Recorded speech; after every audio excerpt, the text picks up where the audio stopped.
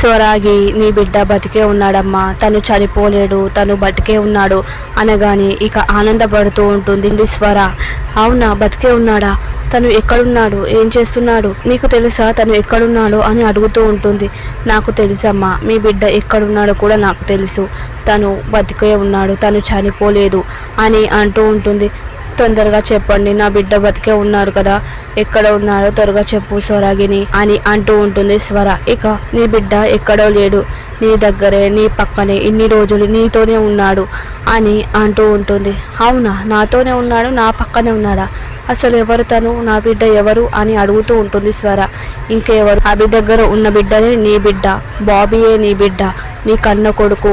నీకు చిన్నప్పుడు బాబీని దూరం చేసింది అభినే అనగానే స్వర ఒక్కసారిగా షాక్ అవుతూ ఉంటుంది. ఏంటి, నా బిడ్డ బాబీయేనా, నా కన్న కొడుకు బాబీనా, ఇన్ని రోజులు నా పక్కనే ఉంటూ నాకు తెలియకుండా నా దగ్గరైన బాబీనే నా బిడ్డ అని అంటూ ఉంటుంది. అవునమ్మా, బాబీనే నీ బిడ్డ.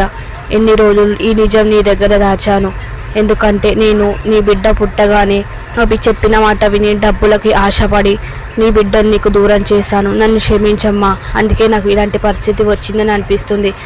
నీ బిడ్డ నీకు దగ్గర అవుతున్నాడు, రక్త సంబంధం ఎక్కడికి పోదమ్మా, అందుకే నీ బిడ్డ నీకు దగ్గర అయ్యాడు, మీరిద్దరూ కలిసే ఉండాలి. ఈ నిజం నేను ఇప్పుడు ఎందుకు చెప్తున్నానంటే, ఒక బిడ్డకి తల్లికి దూరం చేయడం ఎంత కష్టమో, ఒక తల్లి బిడ్డని దూరం చేస్తే ఆ శాపం ఎంత తగులుతుందో నాకు అనుభవిస్తేనే అర్థమవుతుందమ్మా.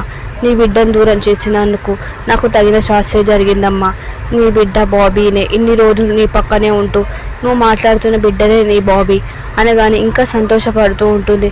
నా బిడ్డ బాబీనా, నాకు ఇన్ని రోజులు నా దగ్గర ఉన్న బాబీ, నా దగ్గర ఉన్న బిడ్డ, నా కన్న కొడుకు, నా రక్తం, నా పేగు తెంచుకో పుట్టిన నా బిడ్డ అని అంటూ ఉంటుంది స్వర. మరి స్వర అభి దగ్గరికి వెళ్ళి బాబీని తీసుకొని వెళ్తుందా, బాబీనే నా బిడ్డ నాకు ఇవ్వు అని అడుగుతుందా, లేదా